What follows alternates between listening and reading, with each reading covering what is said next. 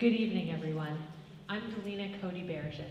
Along with Lisa Wade and Wendy Hart, we're the Irvington representatives to Rivertown Parents, an organization supported by the PTAs of Ardsley, Dobbs Ferry, Hastings, Irvington, and Sleepy Hollow Tarrytown, along with Mercy College.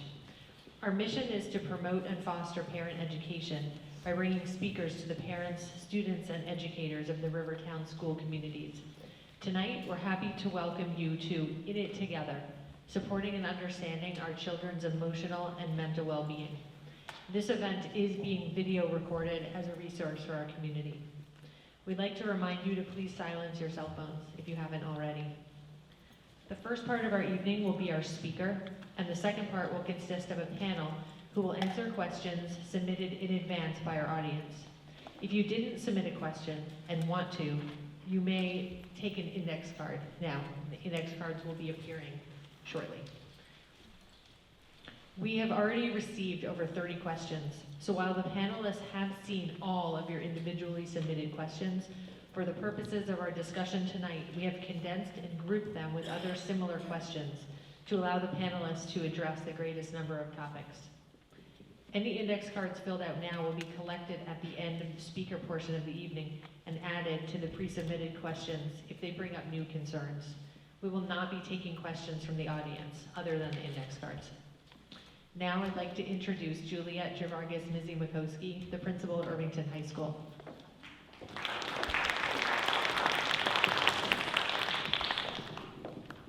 Thank you, Delina. Good evening, everyone. I'm Juliet Javargas Mizzi-Makowski, principal of Irvington High School.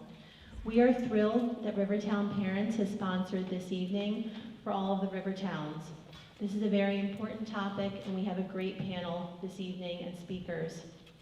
Unfortunately, shortly after introductions, I'll be making my way to a board meeting, but I am looking forward very much to seeing this videotape when it's posted online, as Delina was mentioning. As we know, anxiety and depression among children are on the rise. Factors such as conflicts at home, the prevalence of social media, societal and familial pressures on academics, the pressures around the college acceptance process, one's brain chemistry, and the portrayal of unrealistic and unnatural images of beauty in social media are among the myriad of contributing factors to anxiety and stress among our children. Earlier today, one of the panelists that you'll see tonight, Dr. Tony Puliafico, talked to Irvington High School students about anxiety and stress, talking about normal levels of anxiety and stress, and what to do when it becomes beyond that normal threshold, when it becomes problematic.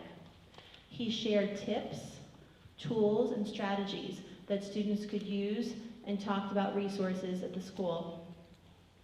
When you arrived, you may have noticed some of our student projects centered on mental health. If you didn't have a chance to see them on your way in, on your way out, please take a look at them.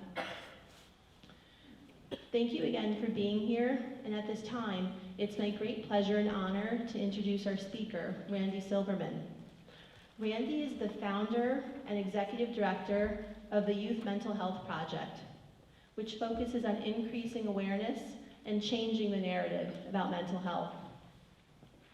She is also a screenwriter and producer of the multi-award-winning film, No Letting Go, which has won over 20 awards at independent film festivals worldwide.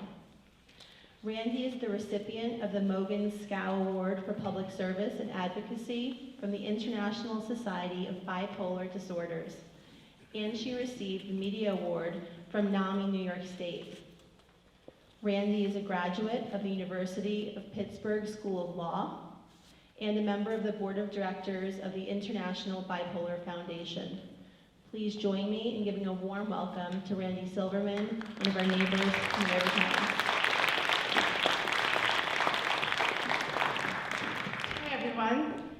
Thank you so much for having me. It's really a pleasure to be here. I'm actually a Rivertown parent myself. I live in Dobbs Ferry. I've only been there for about 5 years, but I really wish that I had spent the last 25 years here. It's really a wonderful area, and you're lucky to live here. Excuse me. So, I stand here tonight as a mom. I don't have a degree in child psychology. We're very lucky to have esteemed panelists here that can answer all sorts of questions that I certainly can't answer. On the other hand, I am here as a parent who has suffered with the pain of watching her child struggle with a life-threatening illness.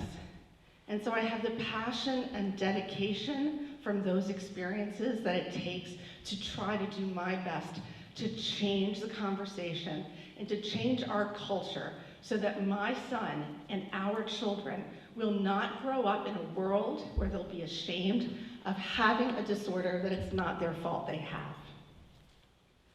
And so, I want to say that the topic of children's mental health, of mental health in general, is very nuanced and complicated. There's no possible way we could actually answer everybody's questions in one evening. I actually just came from the National Federation of Families for Children's Mental Health Conference in Phoenix, Arizona, where it was nice and warm, and I gave a 6-hour presentation and barely scratched the surface. So my goal tonight, personally, is to share my story with you and to share some of the lessons and the knowledge that I learned along the way, and to help give you tools and language to use to open a conversation. My goal is to start a conversation that you will then go on and continue to improve our culture and to give our children the care that they need when it comes to their mental health. I'm going to start with the moment I realized that I had to do something, that I had to become a mental health advocate. It was 2010, and I was lying in bed, propped up. I had just come home from the hospital after having a mastectomy, and I was propped up on this pillow. I was in a tremendous amount of pain. I looked around the room, and across the room on a table was this beautiful white orchid, and the sun was streaming through this beautiful orchid that someone had sent me. And I looked around the room at all the flowers and the balloons and the cards, and I was attempting to write thank you notes to all of the wonderful members of my community who had supported me, who had brought casseroles, who helped with the kids' carpools. And I was angry, and I was resentful and bitter. And you might say, well, sure, of course you were, you poor thing. You were facing 9 months of chemotherapy, and this was a really devastating period. But no, that's not why I was angry. I was angry because I couldn't figure out why I didn't get any of that support 2 years earlier when my son was so sick that he barely left the house for 2 years. I have 3 children, 3 boys. My middle son was the most energetic, the most loving, fun, adorable little boy. He had tons of friends and just a huge personality. Sometime around 1st grade, though, things began to change. He started having fears about taking the bus, but then bigger fears that I would forget to pick him up, and then fears about playing outside. And he just was not himself. I remember noticing and feeling like something might have been wrong. He was such a well-behaved child. I went to the school, and the school psychologist at the time observed him, came back and said to me, "Your son is fine, but I think maybe mom has a little bit of a problem." Kids pick up on their parents' anxieties. And so the next couple of years, as my son had headaches and migraines and ulcers and all sorts of physical ailments, he spent most of his time in the nurse's office, and we spent most of our time going from doctor to doctor. And every time something new would come up and the doctors would say they couldn't really see why any of this was happening, not one of them mentioned that I should maybe consider that his mental health was causing some of these physical symptoms. By the time he was in 3rd grade, he hated school. He had quit all of his activities. He lost a lot of his friends. His behavior became increasingly erratic and unpredictable.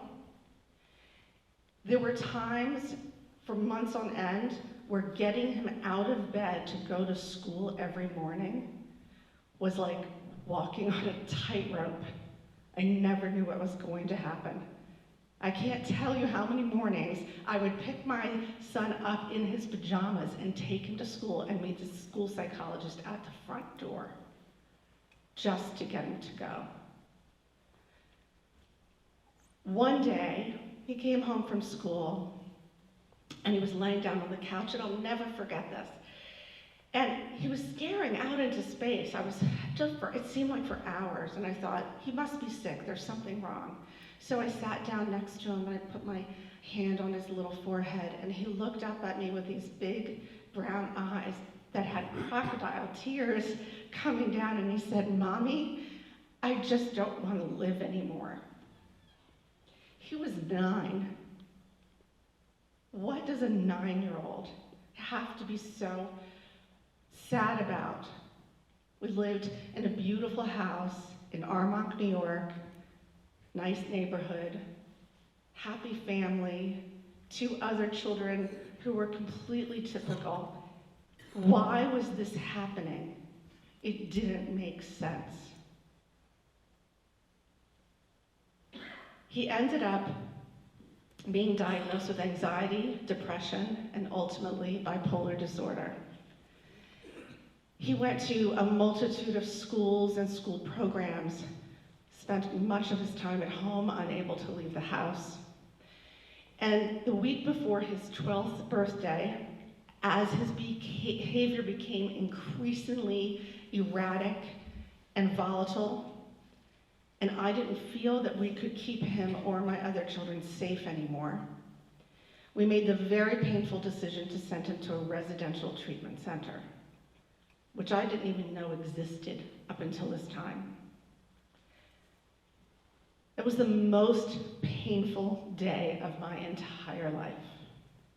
You should never have to send your child away to get help he needs for an illness it's not his fault he has. And yet we were really left with no other options because nothing else was working. There were no casseroles. There were no flowers. There were no cards. It was such a devastating and isolating experience. And so when I was writing those thank you notes in bed that day for all the support I had received for breast cancer, it dawned on me, wait a minute. I remember when cancer was the C word. I don't know, literally am blinded by the light, so I can't see. But are there people out there who remember when cancer was the C word? So for those of you who are not old enough to remember that, it was very stigmatizing. You would never admit you had cancer, much less breast cancer. And yet, there are pink ribbons everywhere, right? Our society has completely changed the way we see cancer. Why? How did that happen? And I started to realize it was storytelling. Families who had been impacted by cancer stood up and said, no more. We will not be embarrassed by this. We are going to put money into research, and we are going to fight the fight and let people know it's okay. So here's what I want to tell you about breast cancer. There are currently 3.3 million breast cancer survivors in the United States, and about 250,000 mostly women get diagnosed with breast cancer every year. I really believed at that moment in time, my whole world changed. So that's it. We have to stand up and stop isolating ourselves and get out and share our story with the world. So now I'm going to tell you some of the things I learned along the way. 1 out of 5 kids in our country struggle with a diagnosable mental health condition. That's almost 18 million children in every neighborhood, in every classroom. It's 1 in 4 adults, which I think is somewhere around 63 million. I don't know if you were paying attention to the breast cancer numbers. It was 3.3 million survivors of breast cancer. I'm talking about 18 million children. Half of all lifetime cases of mental health disorders emerge before the age of 14 years old, and 75% before the age of 24. So why aren't we talking about our children if the symptoms are starting to emerge before they hit high school?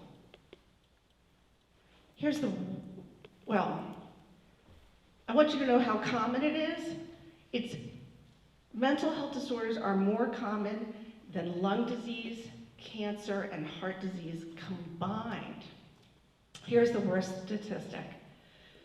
Suicide is the second leading cause of death in ages 10 to 24 years old. 10 years old to 24 years old, behind the number 1 cause, which is accidents.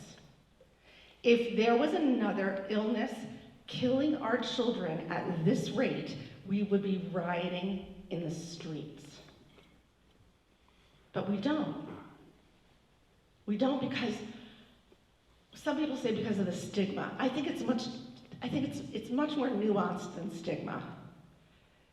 We don't talk about it because of the blame and the shame and the misunderstanding and silence around the issue.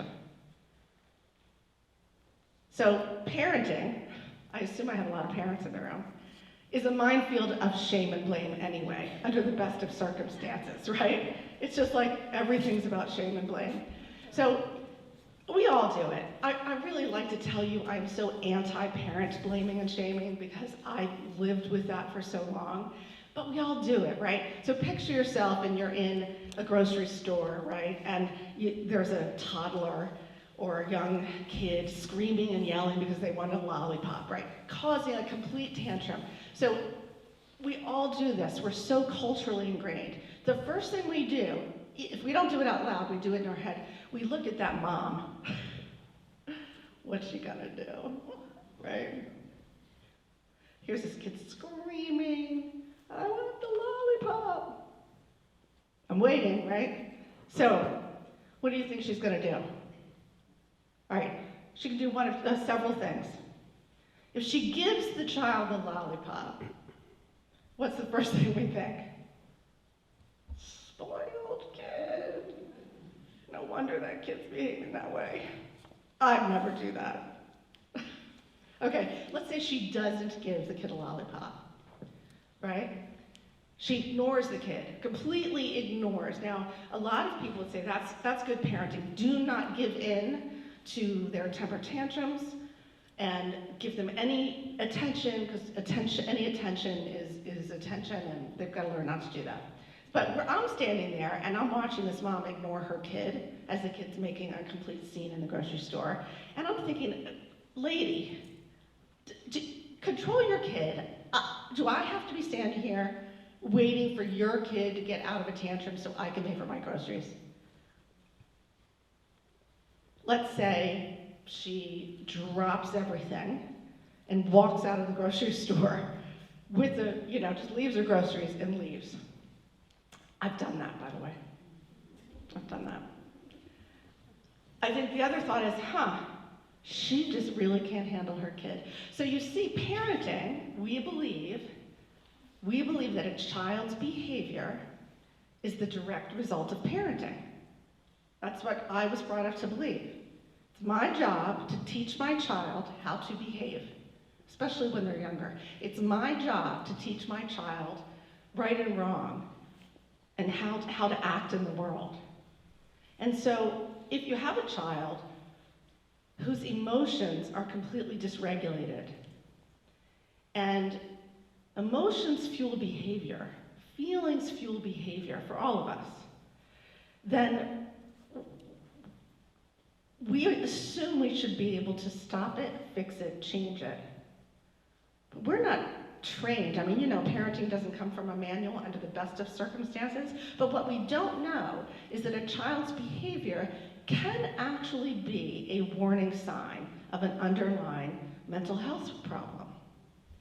But if you don't know that, and you think it's your job as a parent to teach your child to behave, then when you have a young child who refuses to get out of bed and go to school, guess whose fault that is? I should be able to make my child go to school. I should be able to make my child behave in a grocery store. That's the blame and the shame. And we're so used to that dynamic in our culture that if we have a child who's struggling, we don't know, because no one's talking about this. So there's a host of misunderstanding around what mental health even is. And so we blame ourselves, we feel ashamed, and then we isolate and we move back in silence.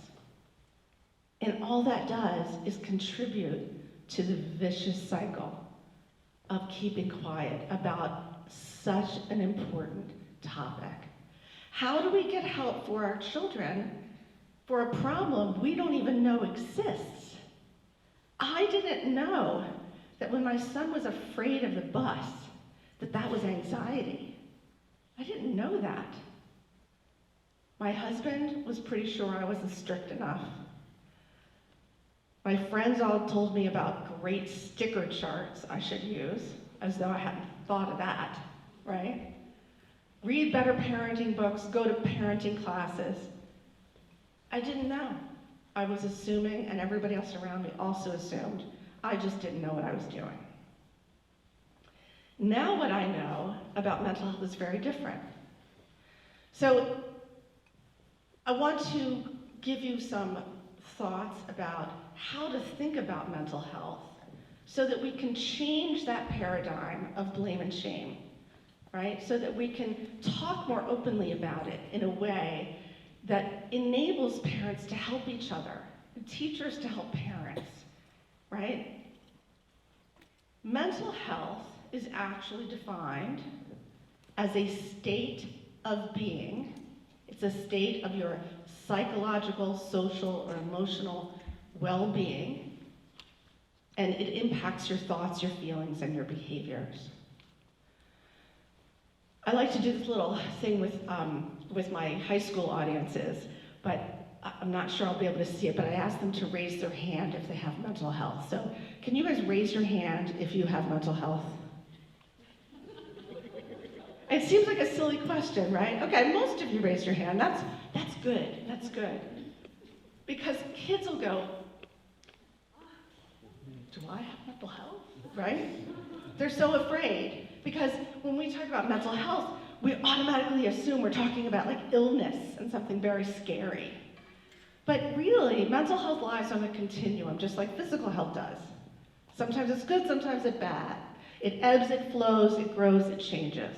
When we have a baby, we know that that baby, when we take him home from the hospital, is going to have the cold or an ear infection or flu.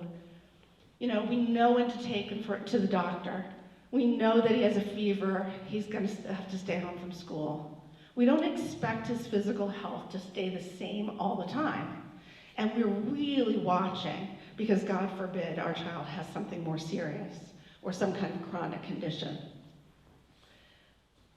Why would we expect our children's mental health to not do the same thing, right? It can be good, it can be bad, it could be temporary, it could be lifelong. But it's always going to change. I have yet to have 2 days in a row that are same with my mental health. I don't know about you guys. So mental health is a state of being, and if we look at it that way, instead of as on a binary, like it's mental illness or mental well-being, as though there's nothing in between, that's just not true. There's all sorts of in between. But how do we know? That's the question I always get. How do you know? How can you tell the difference And I'm sure we're going to talk about this on the panel, and we've got experts here that you can talk to, but I can tell you from my perspective as a parent, it took me a long time to put this in language I could understand. So, when you're ill of any kind, flu, any kind of illness, you know you're ill because you're not functioning well. So when I was sick with cancer and couldn't get out of bed, it was pretty clear I couldn't function. So whether you're healthy or well or ill, and the degree to which you're well or ill, really depends on how you're functioning in the world. So for children, I tell parents, look at their 3 spheres of life. This works for grown-ups too, but since we're here to talk about our kids, there are 3 major spheres of life.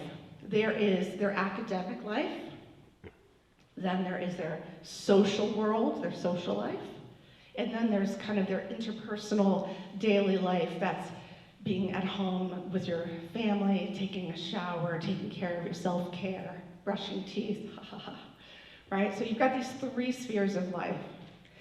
And I tell parents that I talk to, if you're concerned about a behavior of some kind, whether it's not wanting to go to school or a fear about something or whatever the behavior is, take a look at those 3 spheres of life and ask yourself these 3 questions.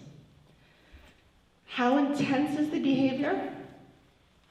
How long does that behavior last? And how frequently does it happen? Intensity, duration, and frequency. So I'll give you an example. When my son was around 1st, 2nd grade, maybe 3rd, yeah, it was probably 3rd grade because he wasn't doing as well then, I handed him the wrong fork. Okay, all the forks look the same. I have no idea what was wrong about this fork, but it wasn't the right one. And he went into a rage, a temper tantrum like you've never seen because I handed him the wrong fork. So the intensity of his behavior in relationship to the event was way out of control. That's intensity. Duration. This episode lasted for 3 hours over a fork. That's duration. Frequency, he never had that exact temper tantrum over a fork again, but those types of tantrums and episodes, I used to call them episodes, would happen, started out once a week, a couple times a week. And by the time he was so sick that he needed to go to residential, it was happening 3-4 times a day. That's frequency, right? So you're looking at these behaviors, you're looking at the 3 spheres of life, and you're looking at intensity, frequency, and duration. Then you look at these 3 spheres, right? So here was a problem I had, and everybody's story is a little bit different. He was perfect at school. He was sweet and charming and never misbehaved. When he went, but when he was at school, he was great. Got B's, didn't seem to be a problem. The school never saw what I saw. So at school, he was functioning fine. Of course, I'll tell you, you can't function well at school if you won't go. That's a different issue. In his social sphere, he couldn't keep himself together enough to play with his friends for very long. He would get irritable and just get in fights with them, and so play dates that stopped lasting more than 15 minutes. So he lost a lot of his friends. I would tell you that he wasn't functioning in that sphere of his life. And at home, he was barely functioning at all. So people think that if you have a mental health problem or challenge or struggle, it must mean that you're a mess everywhere. And people would say, well, he behaves at school, so there must not be anything wrong with him. But that's not really the way it goes. So I say to parents, if you are concerned about any of these spheres of life, about your child's functioning, because again, it always gets back to functioning. If you're concerned about how well or not your child is functioning, then that's a concern that you should take seriously. And maybe consider, I wonder, if this is possibly a mental health problem and I should seek professional advice. Again, we know when our child has a fever, we know what to do. We take them to the doctor. You know, if an arm swells up, we know to go to the orthopedist. The brain is the most complicated organ we have, and it does everything. It controls our thoughts, our feelings, our behaviors, our movement. We know that if our child was twitching uncontrollably like this, we take them to a neurologist, we would do something. We know that because the brain is controlling everything. But we simply aren't taught how to look at our children's behaviors in terms of their mental or emotional well-being. And as a result, we wait. We hope it's a stage. We hope they'll outgrow it. I want to say to you that with these statistics, 1 in 5 kids, we shouldn't be waiting. There's no reason to wait. We shouldn't be ashamed of our children or ourselves. We shouldn't hide in silence. We should be willing to talk about mental health the same way we talk about physical health.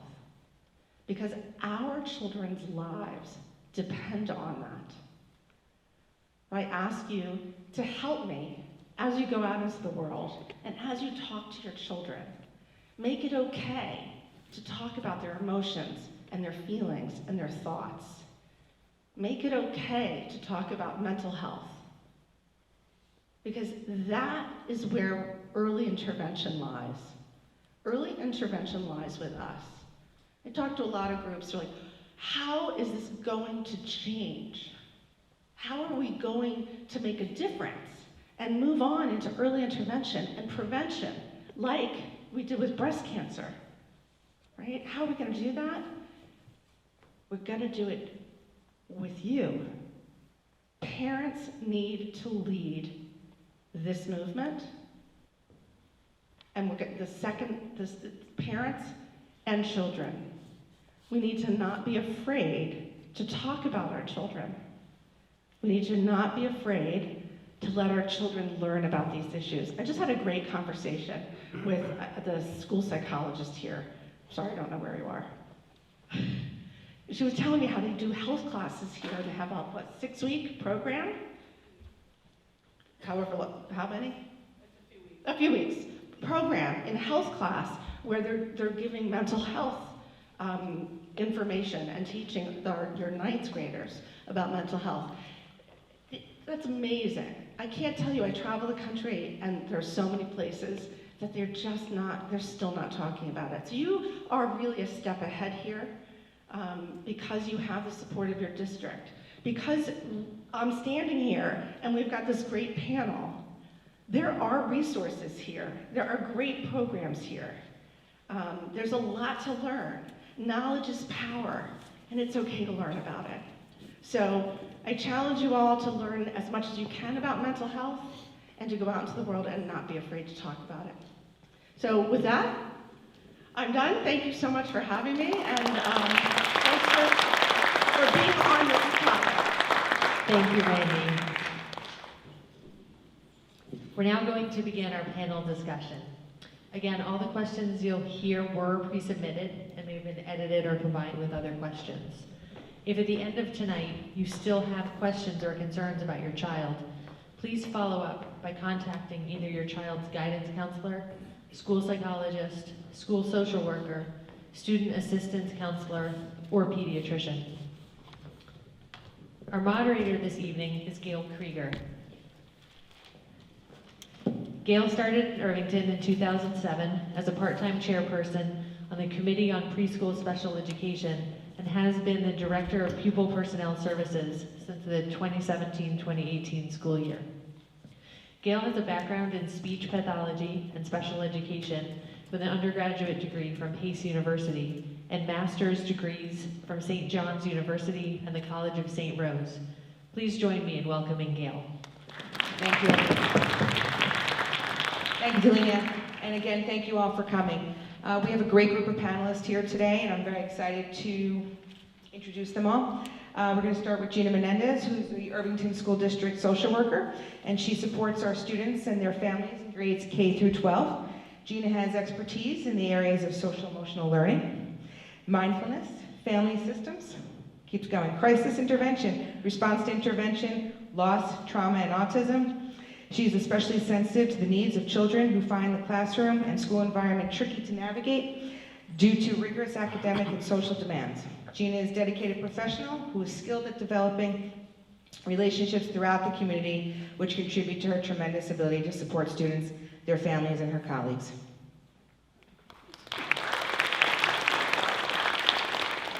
Michael Orth serves as our Chief Executive Officer of the Westchester County Department of Community Mental Health, which supports individuals and their families with mental illness, developmental disabilities, and substance use challenges.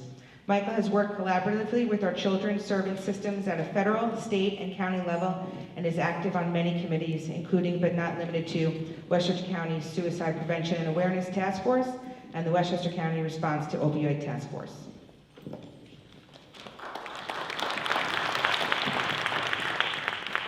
Dr. Anthony Puliafico, we're going to call Dr. P, because I keep butchering his name, my apologies, is an associate professor of clinical psychology in the Division of Child and Adolescent Psychiatry at Columbia University. He serves as our director of the Columbia University Clinic for Anxiety and Related Disorders located in Tarrytown.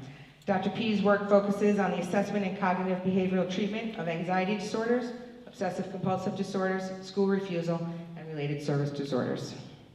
And obviously Randi Silverman, as you heard, is a mother of a child with mental health challenges and the founder and executive director of our Youth Mental Health Project. So thank you all.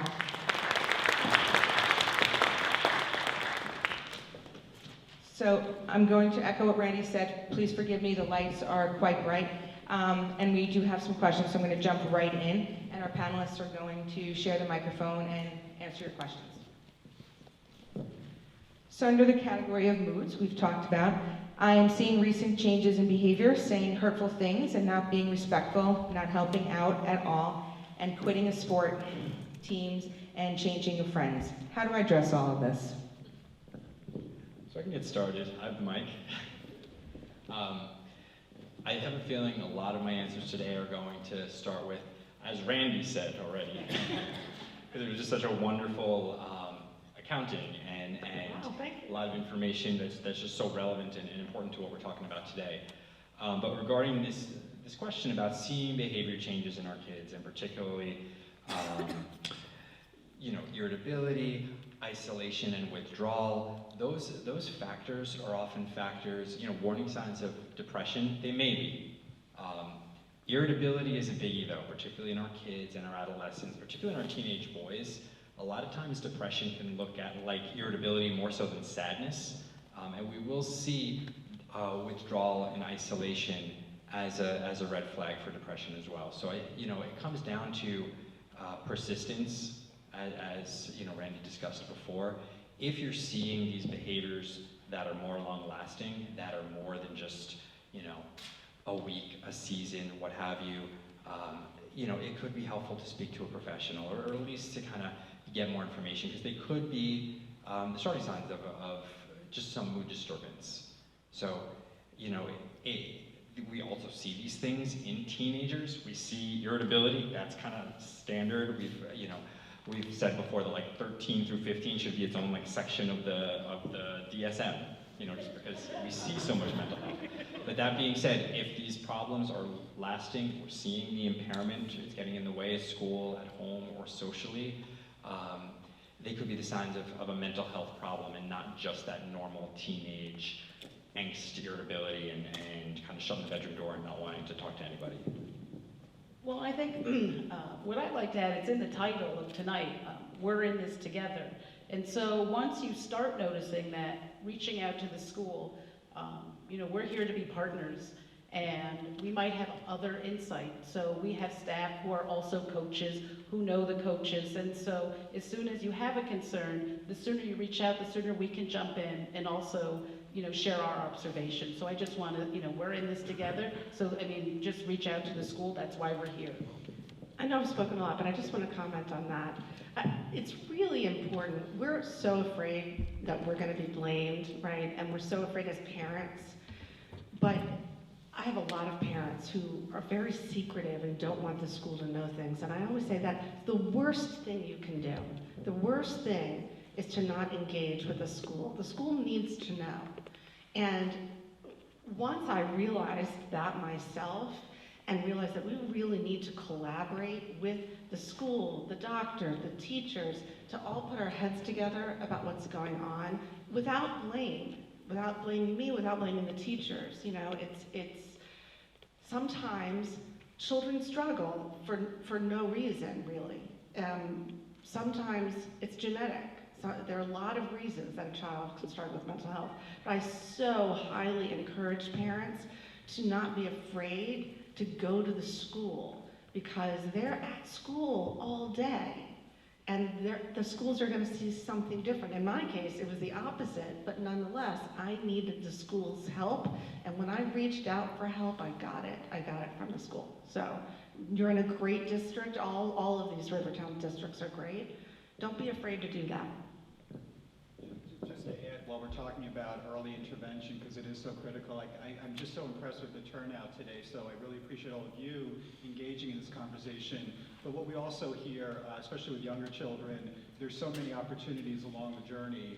Our sports coaches, our teachers, even our peers, and what we're trying to do through Youth Mental Health First Aid and other training is to give those people who spend most of the time with their kids the skill set to recognize, identify, and begin the conversation. And the data shows that early intervention leads to significant better outcomes for attention deficit, anxiety, and other mental health issues. So the sooner we can treat, the better the long-term impact. But unfortunately, 60% of those children with mental health issues do not get treatment.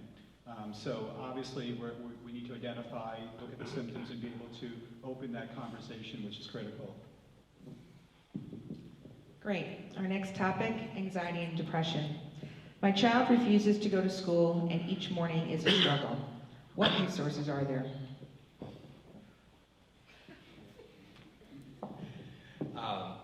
So I actually think there are many resources, but I think that's a challenge that I work with many families with. You know, at our clinic we work so much with anxiety, and we've actually specialized in school avoidance and school refusal, and it's been a problem that we've taken on and addressed because it's, you know, my sense is it hasn't been talked about enough, and because parents are in such a no-win situation often in these cases where, you know, they feel like, you know, it's our job as parents to get our kids to school, and at the same time, you know, to do that is either putting our kids in so much distress, or it's just not physically possible when our kids get to a certain age, and it's hard for folks outside of that family system who don't understand it to really get it and to empathize with kind of how much between a rock and a hard place parents can be. There are resources, however, and I think events like this are so important just to share that. We know that cognitive behavioral therapy works for anxiety. So much of school refusal is often driven by anxiety, and the right therapy can be helpful.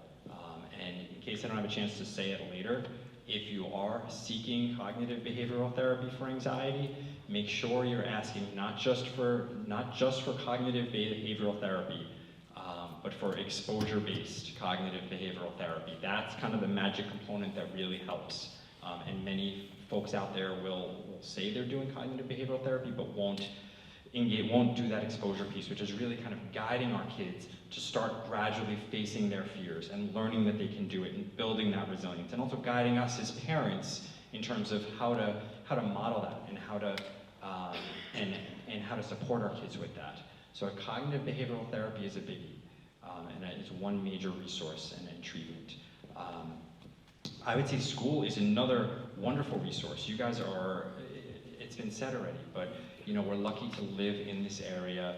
I happen to know the team at Irvington is outstanding. The teams at our other Rivertown schools are also outstanding and are sensitive to these needs and are participating in their own kind of in-district and Westchester-wide programming to better understand school avoidance and to track it and to address it right away. So I would echo what has been said already in terms of kind of speaking with schools in that way. So both professionally and within school, I'd say there are those kind of major resources that can be helpful. I want to add, and this goes to the school, I didn't know, because my child did not struggle with any learning disabilities, I didn't know I could ask for help. So I asked the teachers, but the teachers, have a big job. So they only know so much and can only handle so much. What I didn't know to go to the special education services, the guidance counselor, the school site, I didn't know that if I engaged with them to say, this is what's happening at home, my child won't get out of bed. I just didn't understand. And I was a lawyer once, I'm in recovery, so I would have thought that I would have understood that my child needed some special help from the special services department. I didn't know that. And so I encourage you to not only get involved with the school, but go to the guidance department or the special services department or whatever it's called in your district. Don't stop just at the teacher's door, but go a little bit further to get help for that. Well, Michael, you and I had a conversation last year that school refusal is a countywide struggle issue. And I am old colleagues and friends with folks in other districts, and so I know that it's everywhere. Here in Irvington, we address it with an attendance response plan, and it's been amazing in our development. It started with our elementary schools, and it's rolling up, but it's been an indicator for us of behaviors. So when I work with kids who are refusing in high school, often parents share, like, when my kid was in 2nd grade, I needed somebody to come outside and help me get them out the car. And so what we're doing is we're monitoring attendance.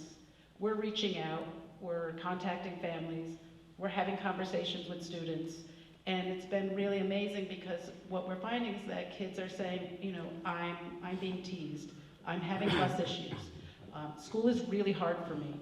And so without these conversations, we might not have, identified these right away. And so I know that other districts are looking at school refusal and ways to help support that. So again, reaching out to your school and letting them know that I'm having a hard time getting my kid out of bed.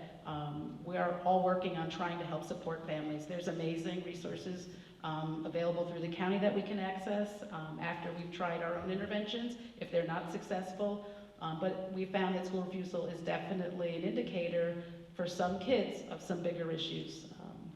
I just want to add to that also, one of the things that we hear a lot now in the county and across the country are individuals, adults, ourselves included, and kids feeling a sense of dysregulating and not feeling safe. And we use the word trauma-informed care and resilience. And one of the 3 pillars when you look at trauma-informed care and what we really try to embed not only as human beings but in our children is really a sense of safety. Our kids need to feel safe. And with a lot of the social media, a lot of the political and federal unrest, kids aren't feeling as safe, so then they tend to dysregulate. The second thing is a sense of connectedness. Do they feel connected to their families, to their peers, to their community? And the third thing is the ability to self-regulate. So one of the things that we really try to do within schools, within our own communities and families, is really try to build protective factors in those 3 areas.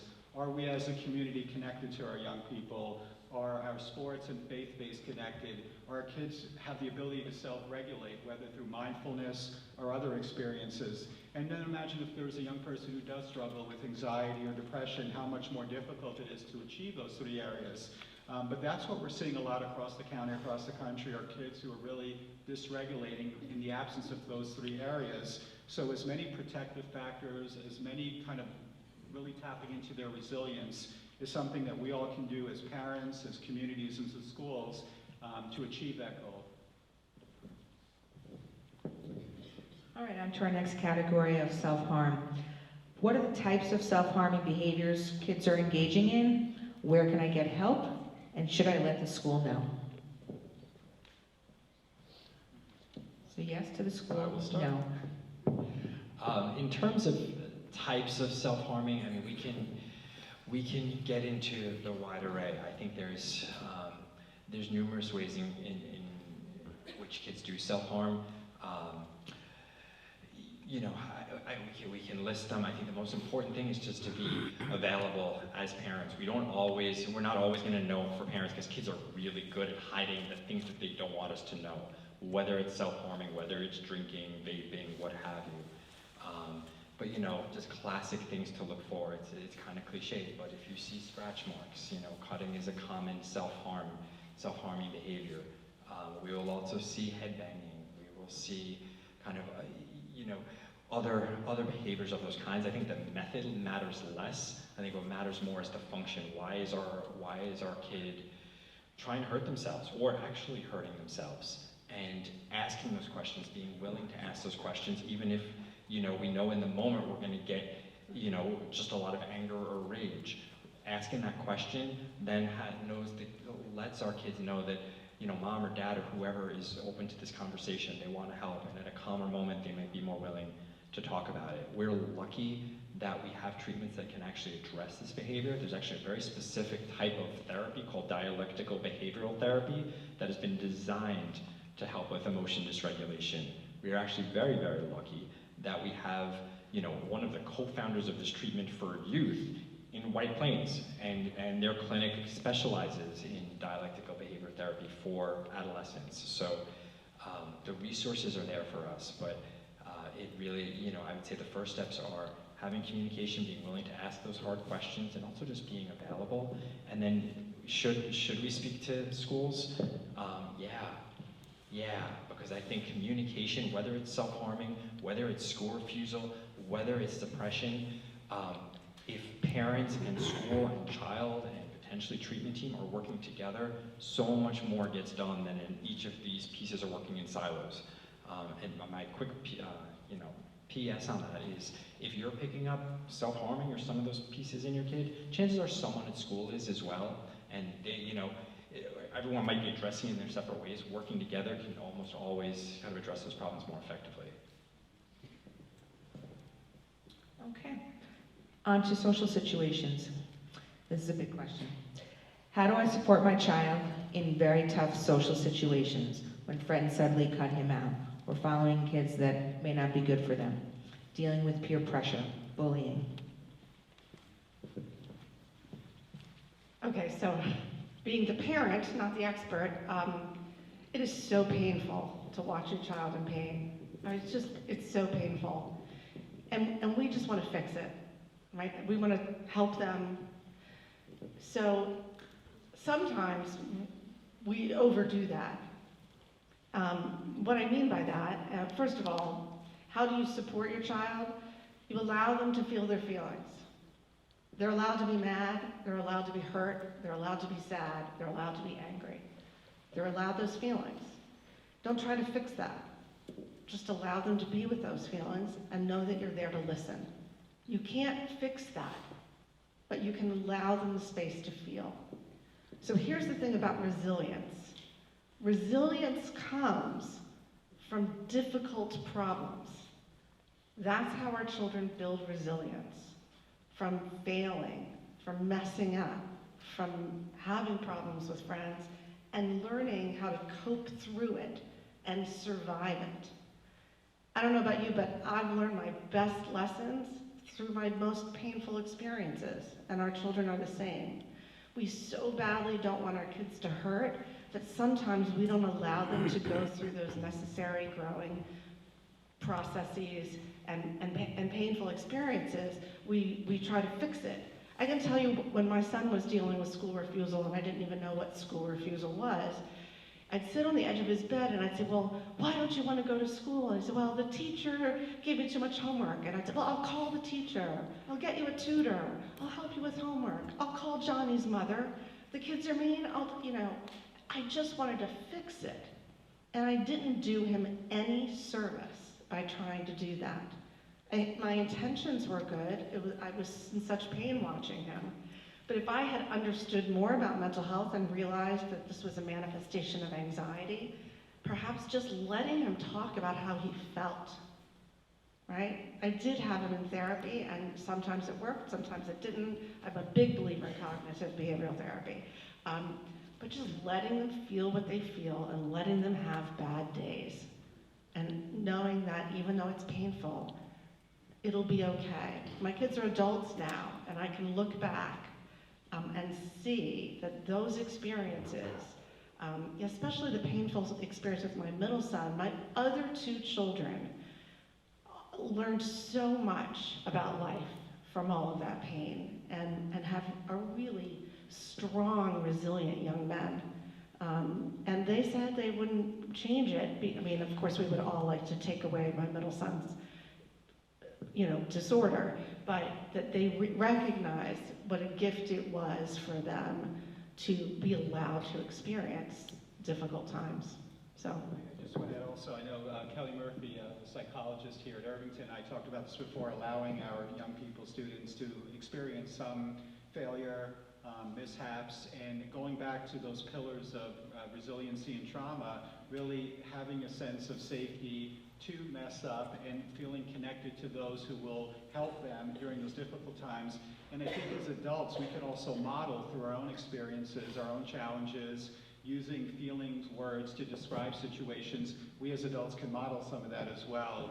And when we don't get our way, too often I think we try to be the strong ones and over-resilient to some extent, where we don't allow them to show our vulnerability as adults, and some of our challenges that we can model for them is important. Life is hard, right? It's hard. And they're going to go through struggles in their life, and we're not always going to be there. So allowing them to make the small mistakes and have the playground disagreements, they might seem really big when your kids are younger, but problems get harder. So we've got to give them the skills to tackle difficulties and be okay with uncomfortable feelings, because we all have them. So. The only thing I would add, just because the question asked about bullying, is that bullying is never okay. And bullying should never be tolerated. And so I think it's kind of, I separate that from helping our kids be resilient. If you are concerned, or if you hear your kid is getting bullied, I would absolutely talk to school. There are things that schools can and should do, because our kids aren't, if a kid is getting bullied, they're often not in a position to make that change. And we as parents aren't in a position to make that change. So I would absolutely strongly urge you to talk to a school, because things can be done, and schools often can make and do make positive change to fix it. Thank you, Tony, because I was going to say that. And I'll probably just say this all night long. We're in this together, so contacting the school is always a great first defense. We have systems in place to help address bullying. We check in with students to make sure that interventions that have been put into play are working, and if not, then we look to try another one, and we constantly are checking in and monitoring. So, reaching out, if we don't know about it, it makes it really hard for us to intervene. And I think that if we're talking about a first grader who's feeling left out at lunch, I think that's a little different in terms of maybe a seventh grader who's experiencing some, cyberbullying, not cyberbullying, but even just the social media and all of the, I don't even know what they're on anymore. I'm getting so old. But, we have school counselors. And so they're always like our first line of defense. And I know that in the middle school and the high school, kids have amazing relationships. And so letting them know helps us to check in, see how the kids are doing. And in the younger grades, we have specific ways to intervene using our RTI model, our responsive intervention. And so there are tiered levels of support. So again, if we don't know about it, it makes it really hard for us to intervene. So reaching out to the school, I would recommend it. And I didn't mean to suggest, by the way, that you should ignore your children's problems. You just have to know when it's time to intervene and when it's time to let them just feel what they're feeling. So there is a difference. I thank you for clarifying that. So since Gina talked about social media, I'm going to jump to our social media question about, does social media have a connection to depression and anxiety, and what can we do as parents? Gina, you're a resident social media expert now. I don't. I still have my MySpace. No, I would say yes. I mean, we have kids who are so concerned about how many likes they get. If I don't have 100 likes, what does that say about me as a person? And so I would say yes is the answer. Sorry, I'm distracted. to that question. Yeah, I mean, my points on social media would be, social media can cause a lot of problems for our kids, but it's also a very important socializing tool right now. I mean, like, that's the world we live in, is that, a lot of socializing is happening there, and so it's, on one level it's important for our kids to know how to navigate that. I'd say the concrete things that I mention to parents often is, I think it's completely okay for us as parents to know what our kids are doing online. I know a lot of times it feels like an invasion of privacy, but what I'll say is, like, if the internet was a store or like a place that was down the street, would we let our kids just go there at like 10 p.m. or 11 p.m. at night and just say, all right, well, do whatever you're gonna do, just come on back when you're done? Like, we wouldn't do that, and that's, if we're not monitoring our kids online, like, that's essentially what's happening. Just concretely, I try to, I promote like keeping screens out of bedrooms, out of bathrooms, in public areas, and I think it's important for all of us as parents to model that, and to kind of have family rules around social media and around internet use, because we all use it, our kids use it, and so teaching how to do that in a healthy way, I think, is crucial. And keeping the conversation open about it, right? Acknowledging that people's lives are different on Facebook and Snapchat than they are in real life, right? I mean, and if you ask your kid, well, are you posting every single thing, good and bad? No, you post the good pictures after you Photoshop them, right? So, we need to have those open conversations with our kids. I think that as a society, we would just really want to blame social media for everything, because we didn't grow up with it, right? But I have to tell you, my son was, at 9 years old, was suicidal. It was before social media. Yes, I'm that old. So it's not always about social media. I think back then they started to say, oh, well, the TV shows are too violent, or the video games, it was the video games' fault. This was before the internet even. So, I agree, in some cases, this is the world we live in, and this is how our kids socialize. My middle son, for a period of about 5 years, had no friends. He couldn't leave the house. And the only socialization he got was from playing a video game, one of those games that are interactive so you could talk to people. I don't know what that's called. Yeah, I'm that old. And I monitored it, I watched it, I talked to him about it, but at least he felt like he had someone to talk to. And sometimes that's just the way it is now. So it's a tough thing between monitoring, being aware, having discussions, and acknowledging that this is the world they are in today, and just helping them do that safely. Okay, so our next category is family stressors. How does trauma, including abuse, loss, and family stressors, impact a child's mental well-being? I go back to the concept of trauma-informed care and those 3 pillars I talked about. There's a whole wide array of traumas that people experience, and we've seen, in terms of resiliency, people bounce back who are resilient with extreme trauma. So again, what we always try to do is look at safety, connections, and also self-regulation. Clearly, our children who are exposed to various traumas do internalize it. We do see it expressed in different ways, whether it's self-harm or anxiety. And the other issue, which we really haven't talked about tonight, that you can't talk mental health without, is substance misuse. And there's a large movement looking at co-occurring disorders.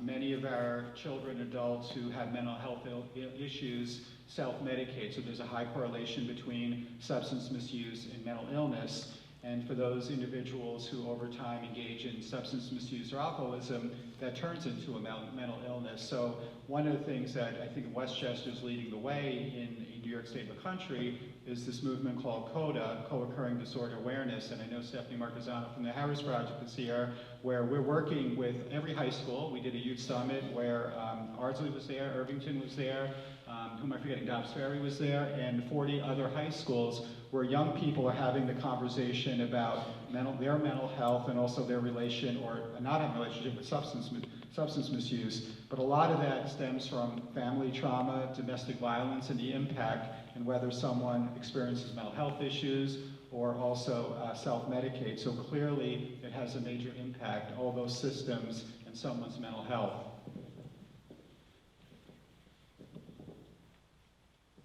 Well, I was just going to say, thank you for bringing up the issue of substance use. That's why I think early intervention is so super important. So for those of you who have children who are not yet teenagers or are in their early teens, it's really important to do what you can to strengthen their mental health and their coping skills when they're younger. Because I can tell you that most kids who struggle, and this isn't every kid, but most children who struggle with anxiety or depression, and then they go to a party and they get high and they get drunk and they finally feel normal.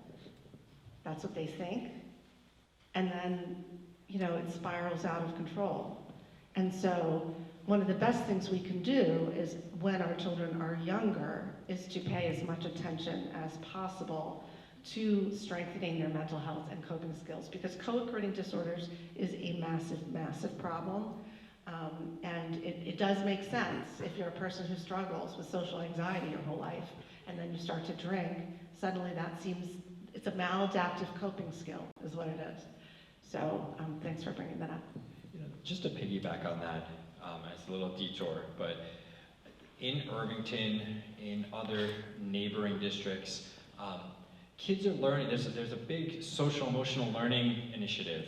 Schools and districts are required and are moving forward in terms of teaching our kids social emotional learning skills from a very young age. I think that work and that that kind of teaching goes so much further when we as parents are learning what our kids are learning through handouts or parent nights, and then using that vocabulary and language at home. It just compounds it, and it kind of creates an environment of kind of learning these types of skills that Randy's talking about. So it's wonderful that our kids are having exposure to that. Everything we can do to kind of echo that at home only kind of adds to that learning. Well, I'd also just like to add in terms of trauma, we partner and work with a variety of agencies and programs in the county who offer specific treatment. So kids who are struggling because of traumas at home, loss, domestic violence or abuse, there are specific supports available here in Westchester. And again, if we're not aware of them, then we can't share them. I will share that there are a variety that take insurance or not. And so you can reach out to your social worker or the school counselor, psychologist, and we're there to help find that specific support for kids who may be having struggles with trauma. Just to add to resources, because it's often important, outside in the desk, there's our department, Community Mental Health. We oversee all the mental health, substance misuse, and developmental disabilities program. There's an electronic booklet manual that you can punch into where you live, what service you're looking for. So please grab that handout at the desk when you first walked in. It lists over 200-300 programs from early childhood all the way to mental health, substance misuse orders for seniors as well. There's also our number of our department. You can always call us for help as well. So please use that resource. Okay, do parents help? How do I approach a reluctant teenager who will say nothing is wrong when you know as a parent that your child is upset about something, especially when it becomes a pattern, but the teen refuses your suggestions to talk to a professional? Get them in the car. The best conversations happen in the car, right? I always, when I'm thinking about this, I always think of a research study I saw where it said that parents being available was much more effective than parents asking over and over what's wrong or how are you doing, or I could tell something's up. Just being in the room or being in a neighboring room. Kids have actually reported in this study that just knowing my parent was available to speak helped them even much more than like the direct line of questioning. So I think for those cases when your spidey sense is going off, something's off with my kid, but they're not sharing. Number one is just be available. And then also, again, if it's persistent, if it's lingering, if you're seeing some impairment in functioning, talk to school, talk to kind of the other systems where your kid is, because that's where you can also kind of get information and hopefully learn how to better support him or her. Well, I'd like to just, in developing tonight's event, we really wanted to have strategies or supports looking at our students K through 12. And so I'm the parent of a 7-year-old, and for whatever the reason is, she wants to tell me, talk to me before bed. And so that's just a time that she's like calming down and shares the events of the day. And so, if we're looking at younger kids and maybe you have a child who's wanting to talk as they're settling down, rolling back bedtime maybe a half hour earlier, because sometimes, in sharing some unpleasantries of the day, kids can be emotional. And so we also want them to be able to sleep well and have a good night's sleep. And so, I've just taken my own child's bedtime and rolled it back a half hour so that we just have that extra time. So we might just spend it reading, or it's when she's going to share. So, in the car, bedtime, going for a walk with the dog. I think just to Tony's point, being available and being there helps just build that communication and relationship. So I want to add to that. I have 3 children who are as different from each other as possible. So speaking to what you're saying, you have to know what kind of environment works for your kid. I have my oldest child barely talks, and my younger child tells me more than I ever want to know. And one of them liked talking at bedtime, and another one always talked in the car. So pay attention to those moments in time when that particular child seems open to conversation. Number 2, ask open-ended questions. How are you? That's a yes or no, or good or bad answer. Ask something a little more specific or open-ended that can't be answered with one word. And then I think finally, I had another thought that just completely escaped my mind. We were talking about getting them to talk, right? Yeah, I forgot what I was going to say. I'm sorry. Those 2 are okay then. Want to take a minute? Okay, back to our questions around mood. How do we distinguish between normal teenage moodiness and depression or something more serious? Yeah, I think this taps into what we were talking about before. Again, I would look at how long the moodiness is lasting, how intense is that moodiness, and is it getting in the way of, our kids functioning either at school, at home, or socially. Randy hit the nail on the head before, and I think that's just a simple way to be thinking about it. Like I said, all kids are moody, and so it's a matter of figuring out what's distinguishing normal from not.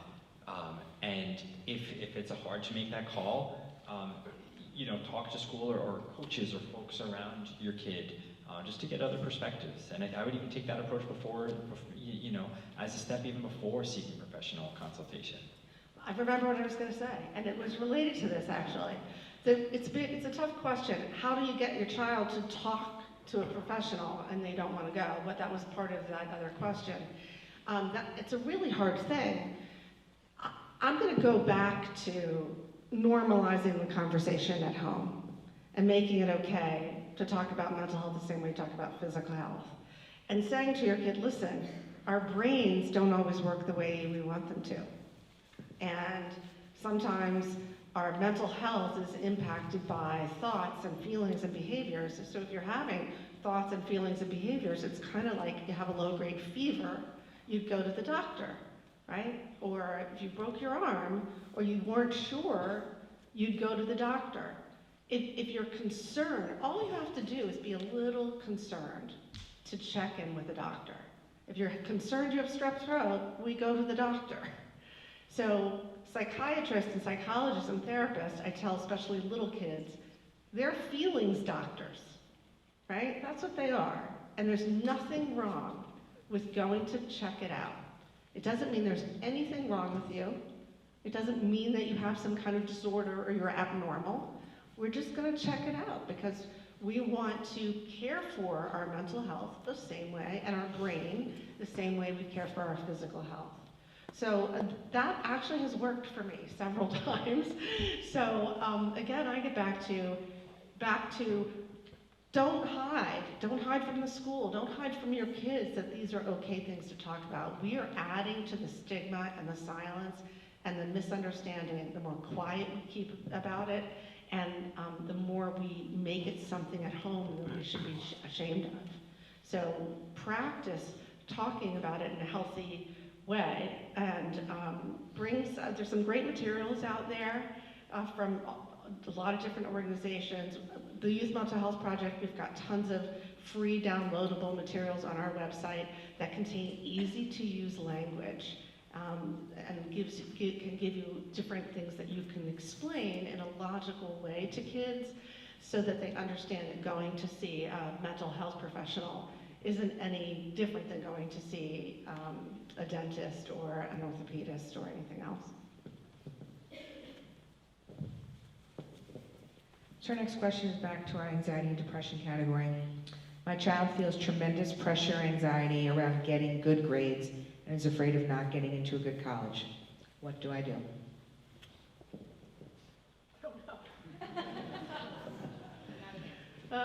No, this is a toughie because I think this is facing all of us. I mean, this is facing our community, this is facing, our society, is that our kids are feeling extremely pressured, and they're getting it from online, they're getting it from, you turn on the news and we see parents going to jail for faking their college applications.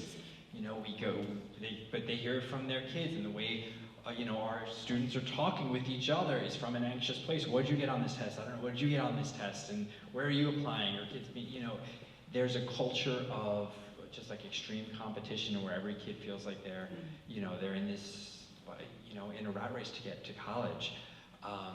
The messages that I'll send is that yes, college is important, and also, your functioning right now is important. And, I've talked with a lot of kids, and just from my own experiences, like we work so hard in high school to get to college, and then worked with a lot of kids who then get to college and feel like, all right, the gates are supposed to open, and this is that thing that I was planning to get to. And then they realize it's just more of the same, working hard for that next step. So learning how to, yes, work hard, but also enjoy the moment and be okay with less than perfect is so important.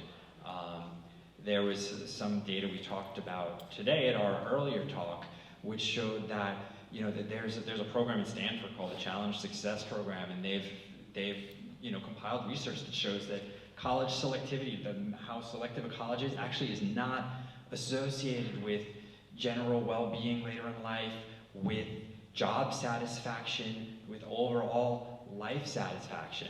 So, the idea that I need to get into an Ivy League school, or I need to get into, one of these top schools, it just doesn't pan out in terms of the data. So I think our kids knowing that, and also talking about, modeling for our kids, that it's okay to be less than perfect. It's okay to not be doing everything. It's, why are you taking that extra AP class? Is it because you're very interested in this class and because it's, towards what you want to study, or is it to keep up with the Joneses? And modeling that as parents and as schools sends that message. And there's implicit kind of ways that we, how are we responding when kids get grades that aren't A+? How are we responding when our kids are saying, this is too hard for me, maybe I should kind of back off? And it's not an easy call sometimes, because we don't want our kids to avoid things that, that we want them to be doing. But, keeping an eye out on when our kids are burning out is just as important.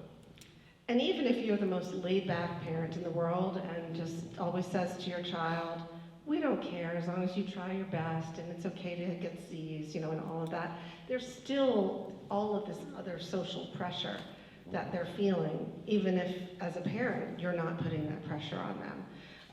And some of it is self-induced. My youngest son is a perfectionist and just needed to get straight A's all the time. And I would say things like, it'll all work out, what's meant to be will be, you'll end up at the place that's right for you. And at one point he screamed and yelled, and he's like, stop saying that, you don't know. And I'm like, no, I really do know. And of course I was right. He ended up at the place he was meant to be. But, they get so stressed out. And this is just a little side. So he's now a sophomore, my youngest, in college, and he's discovered mindfulness. See, I'm not even kidding, he really is. And he's like, Mom, I've realized that I just have to live in the moment. I'm not kidding, it's really, and I thought, wow, I wish I could have taught him that when he was younger. It's a new thing, like mindful, it's really incredible. Letting our children be in the moment with whatever's going on, because tomorrow isn't guaranteed. I mean, don't tell them that, that's scary, but that it's okay just to enjoy right now. And things, I then show and have faith that things will work out. I mean, my kids know all the things I've struggled with. I have had breast cancer, my child was ill, I got a divorce, I mean, all sorts of stuff. And I'm still standing, I'm here, and this is how we live life. We go through good things and bad things, and you just keep standing, and you keep moving forward. And that's where you can model that, just be in the moment for now, and it'll be okay, right?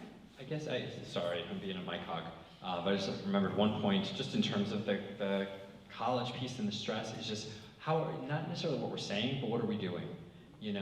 If we're hiring tutors for every subject, if we're getting like separate college counselors, if we're sending, having a separate kind of person to review our kids' college essays, it's sending a really strong message that this is the most important thing by far. So much, that goes so much further than saying, don't worry about it, honey, it doesn't matter. So thinking about what are those choices we're making, in what we're putting in place for our kids. And remember that there's nothing more important than their mental health. Because a lot of these kids, they struggle, and we keep thinking, well, they'll be fine when they get to college. They'll outgrow it, and they'll grow up. And our kids are dropping out of college. They're not resilient enough to handle it. It's become an epidemic. So don't think, well, once they get to college, everything will be fine. No, strengthen their mental health now, because frankly, if you have bad mental health, college doesn't matter. Right? It doesn't matter at all if your kid ends up in a psychiatric hospital and doesn't want to live anymore, right? So just keep that in mind also. Well, I think that our kids are stressed before they're worried about what college they're going to get into. And so as a district, we've recognized that our kids are stressed younger and younger. And so to Tony's point earlier, in terms of social emotional learning, we are working, starting in kindergarten throughout the grades, to help build our kids' ability to have emotion regulation and distress tolerance, so that it's not all of a sudden just about college, but so that they have the skills as they move along 3rd grade to 5th grade to 7th. Because I have the privilege of being a district-wide employee, and I can share that we see stress and anxiety kindergarten through 12th grade, and so there is a push towards mindfulness, emotion regulation. And to address that earlier and earlier. So hopefully, over time, what we'll see is kids who are better able to manage the stress before just, when they're going off to college, because that is a very stressful time. I just want to make a comment. For those of you who may not know what social and emotional learning is, I don't mean to assume that you do or don't, but I don't think as a parent, well, it probably wasn't around back in my time. But in any event, it's a really simple thing to think about. It's teaching your children their emotions and feelings and how to work with their emotions and feelings. I mean, I'm simplifying, it's more complicated than that.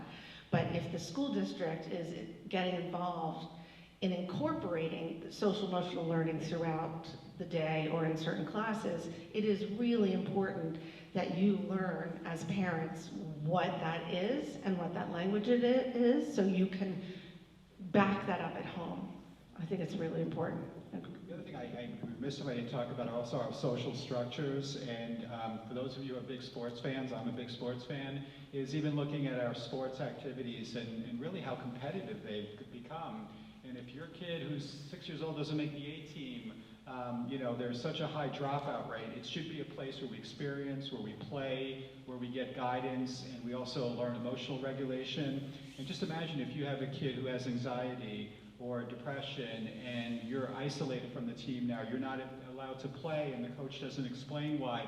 That adds to the anxiety and the stress that many of our young people are experiencing, and that should be somewhere we learn to play and have fun and connect with peers. I ran a big-time soccer club, and I saw how many kids were really being damaged by this, what should be fun experience, because the lack of understanding of coaches and sometimes parents to want to be so competitive. And it was a real missed opportunity for our young people, and that includes the theater and other arts as well. I'm a big fan of theater for kids. Theater helps kids learn to talk in front of people, learn how to experience emotions but in someone else's character. There are a lot of great social dynamics. Not that there is a competition in theater also, but that's just an aside. All right, under learning challenges. For children with learning challenges, are we seeing a trend of these issues affecting them more deeply? And then what are the key factors contributing to this trend from your perspective?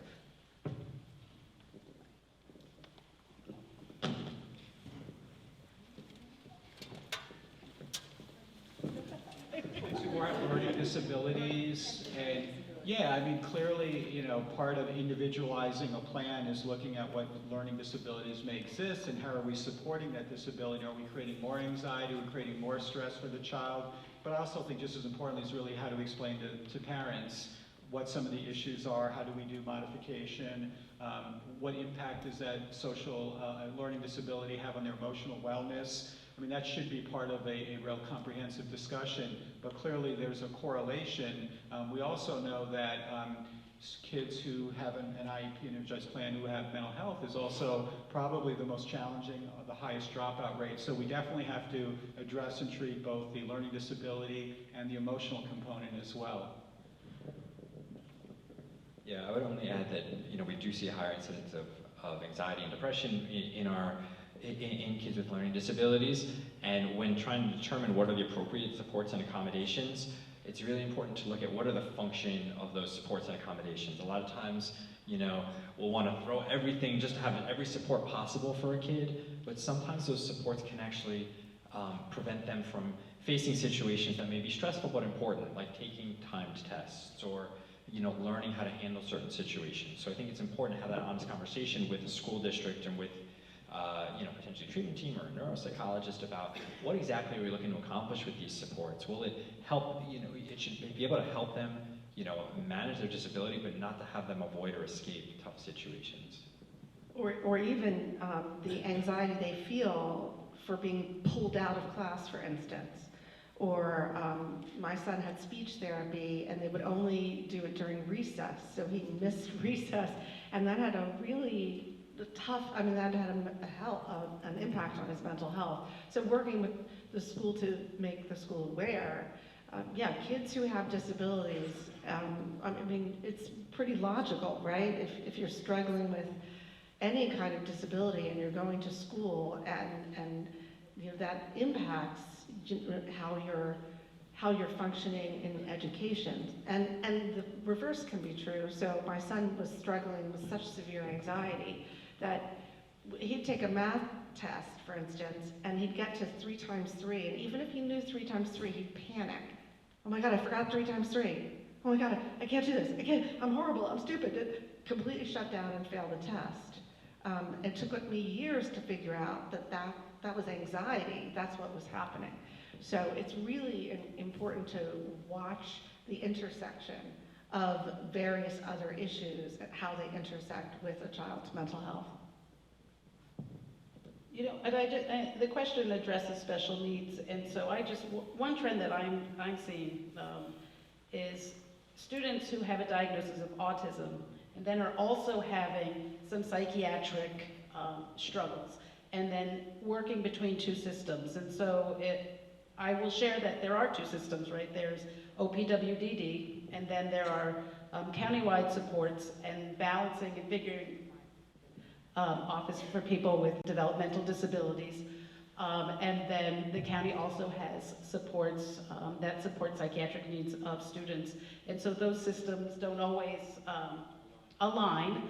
And so I'm just here to say that there are ways to sort some of that out. And so reaching out to the school, we can help access, whether it's the OPWDD services office for people with developmental disabilities, or the SPOA services, single point of access, which come through the county. I'm just here to just share that that's a trend I am seeing, and we are finding success in navigating the system. So, you know, make sure you reach out to the schools so that we can start on that journey together, because it does take some time. If you want. Co-occurring, issues, whether it's a mental health, substance misuse, developmental disabilities, or all the above, and all the life stressors is what we see. But unfortunately, sometimes the systems and how they're funded don't often align. But reach out to the school, reach out to the county, we can help navigate, because it is very complicated. And we haven't even talked about whether you have commercial insurance, no insurance, Medicaid managed care. That's a whole different issue that often drives what services you may have access to. The county does offer many different services, whether you have insurance or private insurance. So the schools know who to contact, or contact us directly. We can help navigate this very complicated system. Okay, back to social media. Is gaming addiction real? And how does that affect our kids? Yes. Gaming addiction is real. It's not officially real yet, in that it's not like officially kind of a diagnosis, but I've worked with many families and kids and seen it kind of personally, where the same behaviors that we see in kids who are addicted to substance, or adults who are addicted to substances, we're seeing kids who are addicted to gaming, where there's, rage and withdrawal when they don't have it. They're engaging in very, in kind of outlandish behaviors to get to their access to games if it's cut off. And so we are seeing it and treating it as an addiction. To be totally honest, as a field, we're still trying to figure out how to best address it. Because we can't just kind of, with a substance problem, we remove substances. We can't just remove like the internet and computers from our kids. There are some programs that are extreme and do that, whether it's a wilderness program, or actually in Asia they have, that's exactly what they do. They send kids kind of into the forest for a period of time. We're still figuring out what's best. I would say the best advice that I would recommend if you're struggling with, a child who feels addicted to video games is, to consult with school, and potentially just to consult with a professional. Because it involves a lot of kind of parenting consistency and co-parenting in a way that's probably going to be harder before it's easier, but that there are, interventions that can be helpful. There's a great article that came out in the New York Times Magazine a few weeks ago on gaming addiction. It was the cover of that weekend. I don't know if you saw it. It was a really great article.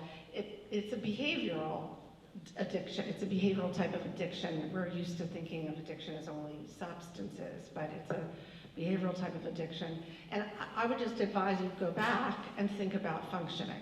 Is your child impaired? Do they not want to go to school? Have they lost their friends? Are they staying up all night not sleeping? So when you're, these kids game a lot. So when is it an addiction? When is it a problem? Always go back to, how is it functioning? Is my child impaired in any way? Is it impacting my child's life in a significant way? And if so, that warrants further just looking into further help and support. Yeah. So back to parenting help. What if each parent has conflicting ideas about how to help a child? What if one parent is really concerned and the other refuses to seek help? All right, well, that's the story of my life right there. It's really hard. Parenting is hard, and I wanted to actually this has to do with the last question also, because you mentioned about parenting. I used to be really offended taking parenting classes.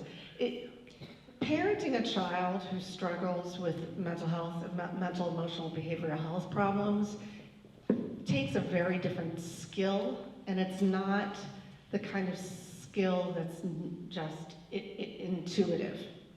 And I did ultimately need to learn very specific skills to help raise my son who had bipolar disorder, because he did not react the same way to the typical behavior modification parenting that I was used to, that I grew up with, or that I could use with my other kids very successfully.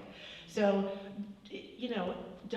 don't be afraid to go out there and learn different parenting skills. It doesn't make you a failure as a parent. There's a lot that could be learned, and I spent several years in therapy with this amazing therapist who helped teach me how to parent this particular type of child. So, but getting back to the parents, that was helpful also. So my now ex-husband and I spent a lot of time in therapy together with a parenting coach to kind of understand that. You know, men and women tend to go about things differently. They just do about everything. No offense, men. And not good or bad, just differently. And we tend to go, you know, men like to fix and I don't know, I'm sure there are all sorts of studies about that. And that's okay, but it can be very, very frustrating. It's important to recognize that raising a child who is struggling is hard, and you are going to have different opinions from probably everybody, much less your spouse. And you've just got to keep those lines of communication open, keep the blame out of it, you know, because that's really toxic. And recognize that you're both struggling with a situation that's quite difficult and above our pay grade. Most of us don't have degrees, and even, I'll tell you, I've been running support groups for years. I have actual child psychiatrists and psychologists who come as parents, and they say, well, I know how to tell other people to do this, but doing it myself is so hard. Right? It's so hard. We can give the best advice, but then doing it.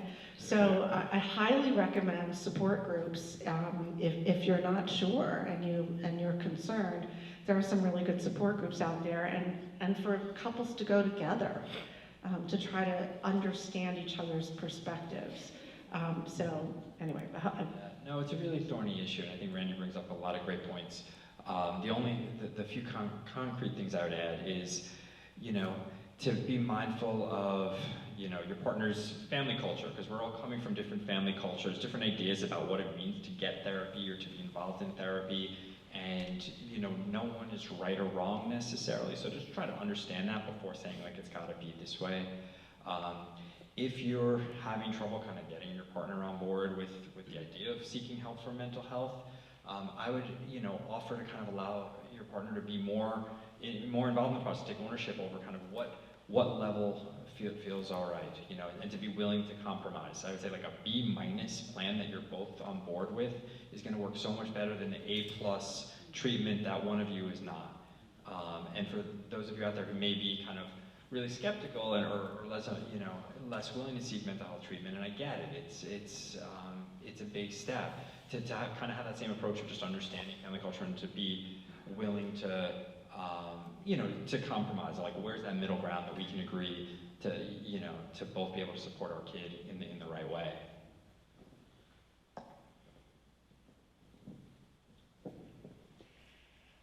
Back to our anxiety and depression. How do we help young children with anxiety? Do they outgrow it? They can. We all have anxiety, right? And most of our, you know, usually we outgrow our fears. Our kids with anxiety disorders, they don't usually outgrow those. Anxiety disorders tend to be persistent.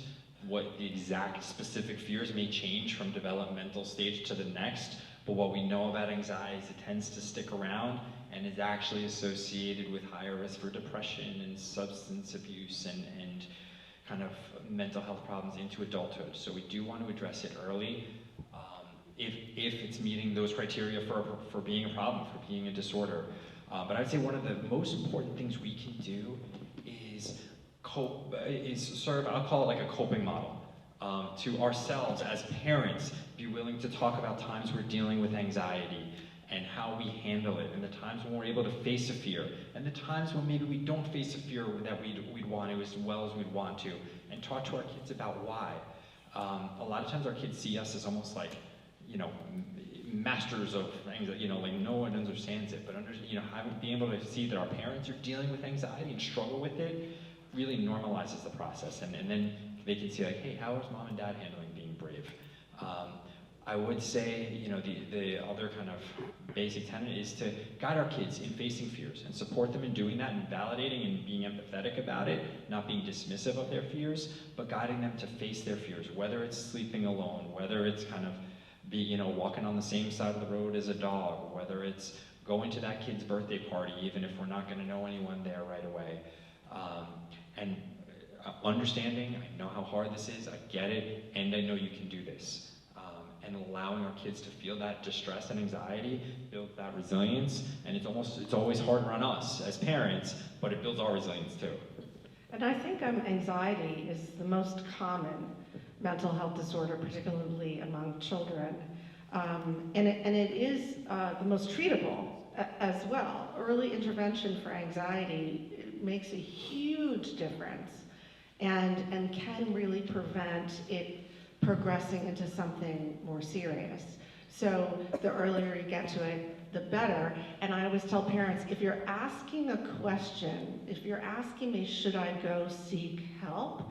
My answer is always going to be yes, because if you're asking the question, then there's obviously something concerning there.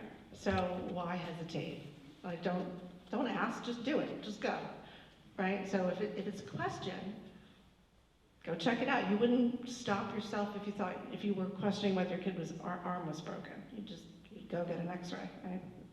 Well, and reaching out to the school is also helpful because I'm seeing a theme. I mean, it's for real. Because we're in it together. if you're working with folks like at, you're working with folks in developing plans, if you share that with us, we can also help develop systems that are in place to support kids who are working on their anxiety. So whether we meet with kids to identify their levels and kind of go through like what are some coping skills and steps and places to help them feel safe and help work through that, we're able to do that if we know about it. And so, reaching out to us and letting, us know the plans, we can often work together in a partnership to support that while they're in school as well. So. Oh, I just want to add to, knowledge is power. There's a lot of great information out there. There's just a lot of great information. There are great books out there on kids with anxiety. There are great articles. There are a bunch of resources out there. Learn, just learn as much as you can. And I know that in the end, I had to learn about the different things my child was struggling with. You have to be the captain of the ship and understand what these disorders or what these concerns and struggles can be in order to help prevent them or get to early intervention. So just learn as much as you can. With just a few minutes left tonight, some questions from the audience this evening. A 9-year-old expresses being stressed out. Can a child that age have a problem? How can I get help? And really, what are the questions I should be asking?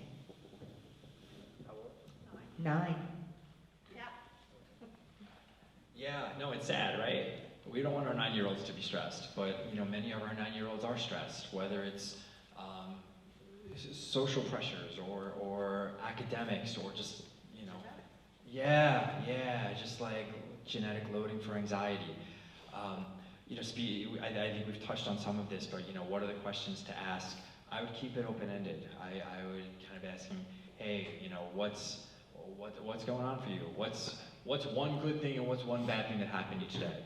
I think like that kind of routine at the dinner table, or everyone talking about like one highlight and one low light from the day, can kind of bring out some of these concerns without it being like, so what's that thing that's stressing you out? Because I can tell there's something stressing you out. But also in terms of resources, if that stress is hitting those marks of impairment or distress, this is my talking point, but cognitive behavioral therapy, specifically cognitive behavioral therapy, has the research behind it to treat kids who are anxious. I'd be remiss to say that, our other gold standard treatment for child anxiety is medication, and particularly SSRI medication. And I mention that just because I see too many kids on the wrong medications.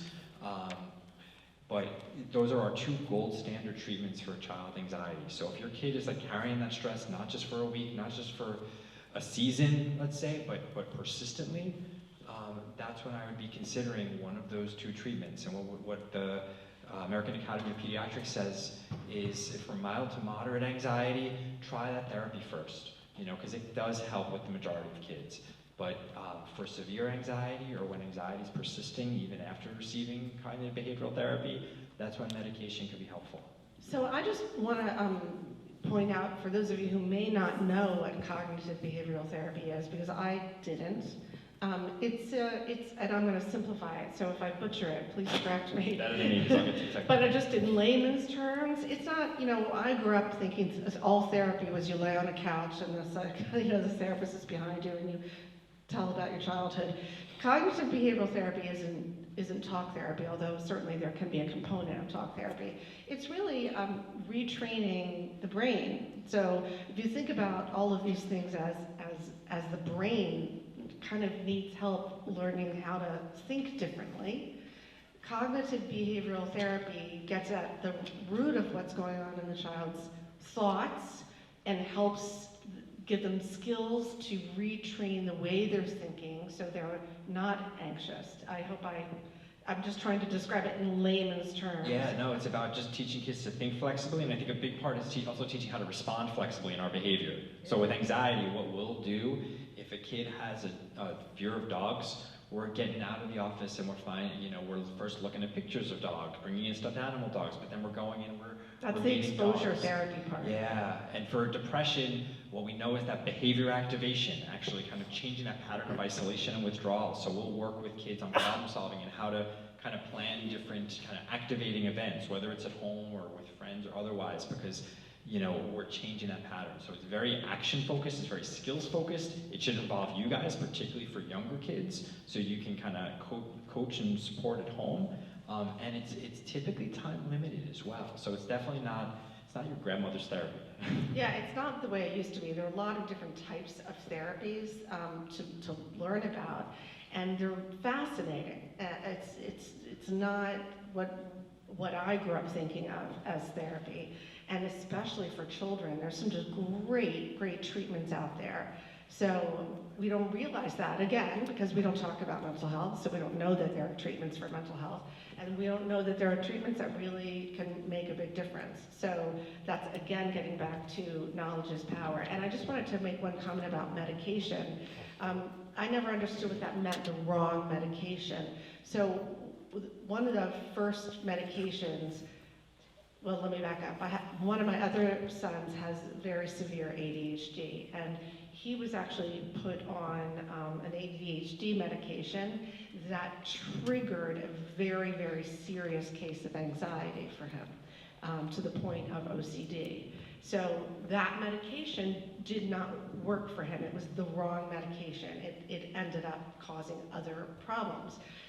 That being said, when we found the right medication for him, it was brilliant. It was brilliant. So, and the anxiety symptoms went away, and he was able to focus. So, medication's a very tricky thing. I also believe try everything else you can first.